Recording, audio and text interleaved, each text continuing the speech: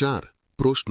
সাহরি খাওয়া কেন সুন্নাত এর ফজিলত কি উত্তর সাহরি খাওয়া সুন্নাত এবং এতে বরকত রয়েছে রাসূলুল্লাহ সাল্লাল্লাহু আলাইহি ওয়াসাল্লাম বলেছেন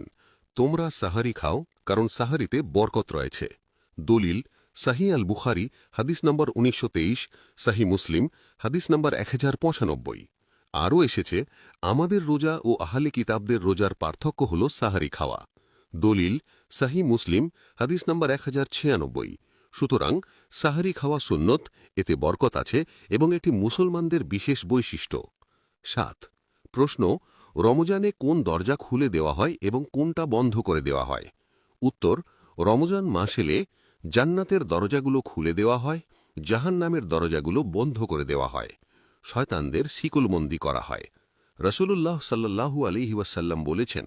যখন রমজান আসে জান্নাতের দরজাগুলো খুলে দেওয়া হয় জাহান্নামের দরজাগুলো বন্ধ করে দেওয়া হয় এবং শয়তানদের শিকলবন্দী করা হয় দলিল সহিহ আল বুখারী হাদিস নম্বর 1899 সহিহ মুসলিম হাদিস নম্বর 1087 8 প্রশ্ন তারাবির নামাজ কত রাকাত উত্তর রাসূলুল্লাহ সাল্লাল্লাহু আলাইহি ওয়াসাল্লাম রমজান ও রমজান ছাড়া মোট 11 রাকাত অর্থাৎ 8 কিয়াম প্লাস 3 উইতার পড়তেন আয়েশা রাদিয়াল্লাহু আনহা বলেন রাসূলুল্লাহ সাল্লাল্লাহু আলাইহি ওয়াসাল্লাম রমজান বা অন্য সময়ে 11 রাকাতের বেশি পড়েননি দলিল সহিহ আল বুখারী হাদিস নম্বর 1147 সহিহ মুসলিম হাদিস নম্বর 738 তবে খলিফা ওমর ইবনুল খাত্তাব রাদিয়াল্লাহু আনহুর সময়ে সাহাবায়ে কেরাম 20 রাকাত তারাবি জামাতে আদায় করেন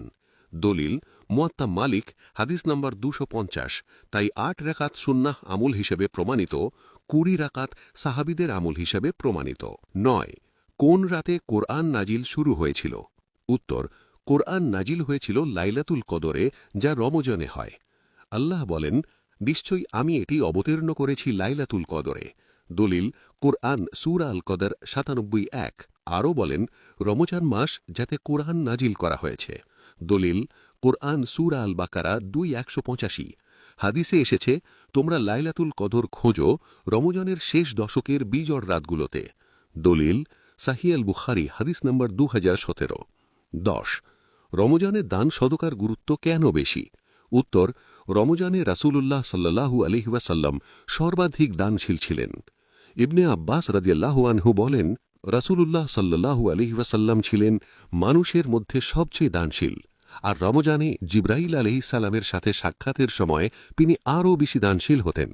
দলিল সহিহ আল বুখারী হাদিস নম্বর 6 সহিহ মুসলিম হাদিস নম্বর 2308 সুতরাং রমজান দান সদকা ও ইবাদতের মাস কারণ এই মাসে সওয়াব বহুগুণ বৃদ্ধি পায় কুরআন 2:261 সওয়াব বৃদ্ধির নীতি বর্ণিত হয়েছে এরকম ধরনের নিত্যনতুন ভিডিও পেতে আমাদের এই চ্যানেলটি সাবস্ক্রাইব করে রাখুন